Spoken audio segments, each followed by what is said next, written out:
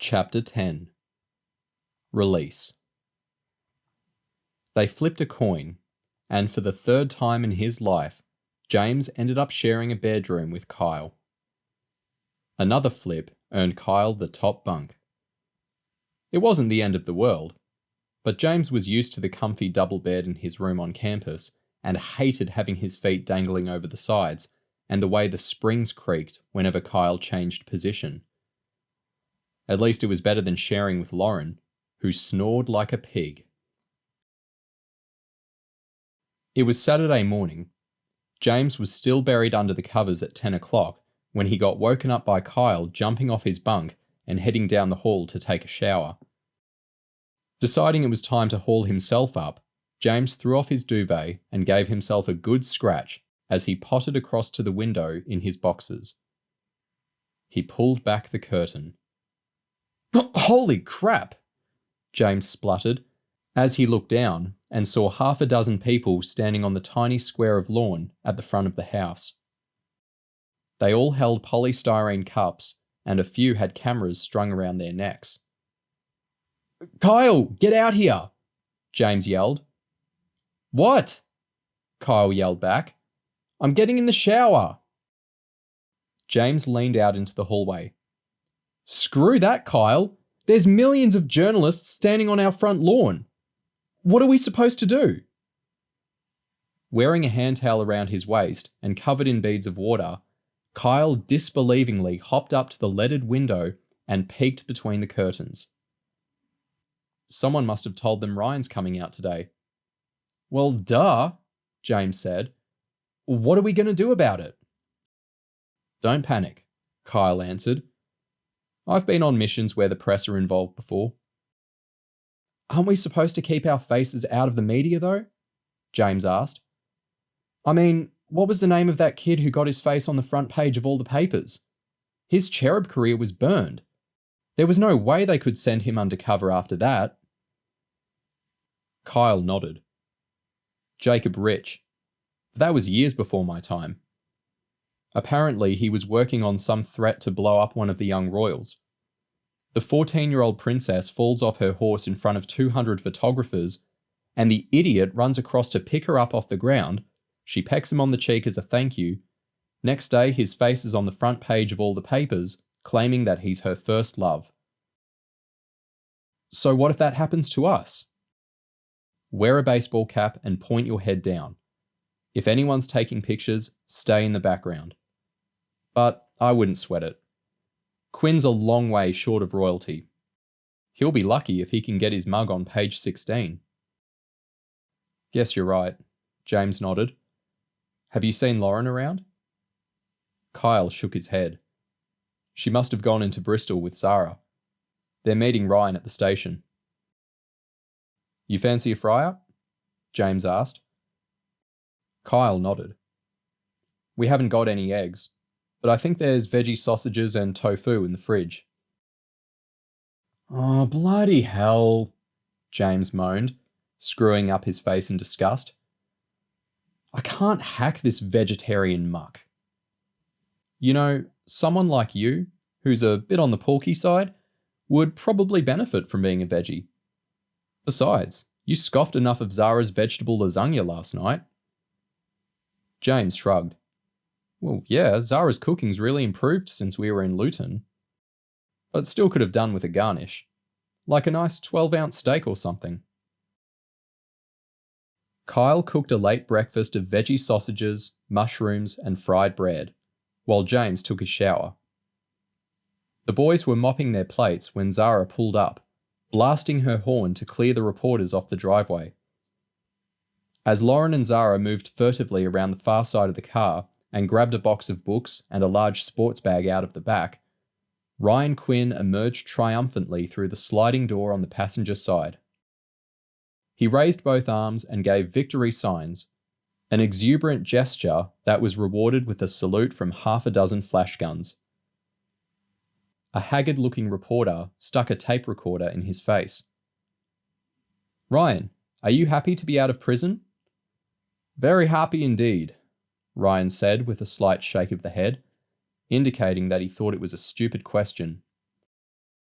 In the light of Malaric's robust financial statement to the American stock markets last month, do you really think that the Zebra Alliance campaign can be successful? Absolutely. A female journalist took up the questioning. Does your coming straight out of prison and moving into Corbin Copse mean that you want to be right back at the heart of the campaign? Ryan nodded. I hope my presence will re-energize the campaign. As leader of the Zebra Alliance? This question knocked Ryan out of his exuberant stride. Well, he mumbled uncertainly, the campaign has been ably managed by others while I was detained at Her Majesty's hostelry. I'll be meeting with the Alliance Committee over the coming days with a view to deciding my future role. Now, I'm going inside for lunch, but I'll be visiting the protest site later, and I hope you'll all be there to see it happen. One last question, the female journalist continued. What are your feelings on the activities of the Animal Freedom Militia?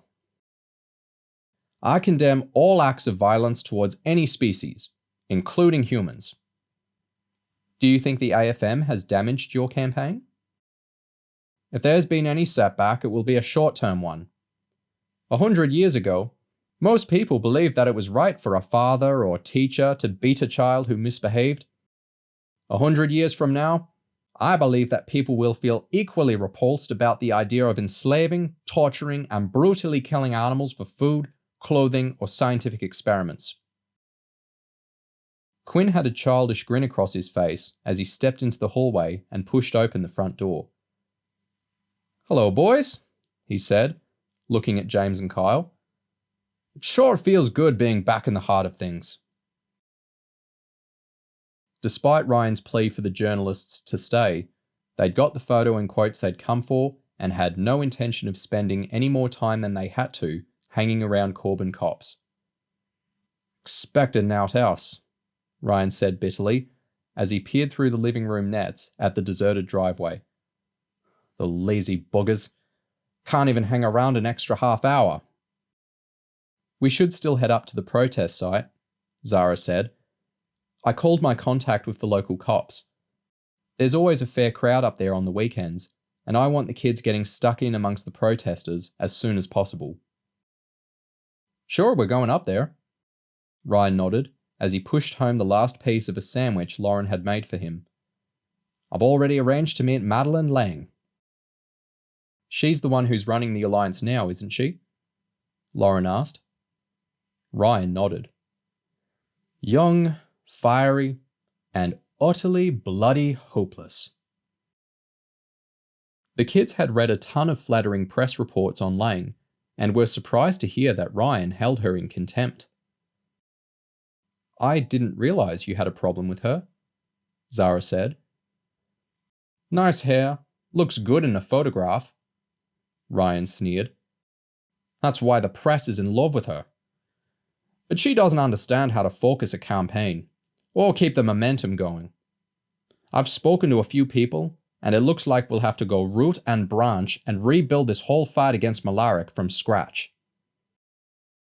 You've got to get back on the Zebra Alliance committee before you can take over, Kyle reminded him.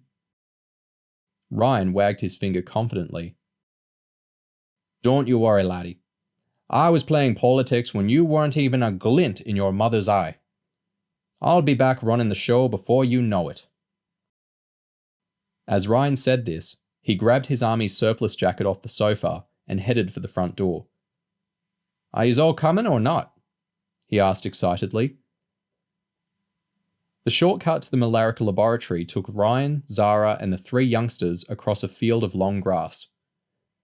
They crossed the deserted road near the roundabout on the edge of the village, then walked a couple of 100 metres along the verge beside the graffiti-strewn wall. Along the way, they passed a gang of protesters' little kids chasing around and screaming at each other. The group behind the police barriers was more impressive than it had been the previous afternoon, but it was still barely 30 strong. Dressed in smart black leggings and sporting a figure to die for, Madeline Lang stood out amidst the drab bodies in walking boots and fleeces. Hello there, Quinn said brightly. A weak round of applause broke out when the protesters realised that Ryan Quinn was on the scene. Madeline and Ryan exchanged a brief hug and cooed as they kissed on opposite cheeks. "Still going strong," Ryan grinned. "I'm told you've been doing a fantastic job."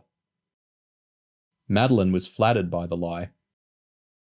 "It's been a tough few years," she smiled, "but we're still fighting. And I see you've come out to a ready-made family." While Ryan, Zara and Madeline exchanged pleasantries, James, Kyle and Lauren's espionage training kicked in. They didn't expect a member of the Animal Freedom Militia to leap out and announce themselves from the gaggle of protesters and their bored kids, but this was the perfect time and place to start chumming up with the Zebra Alliance activists.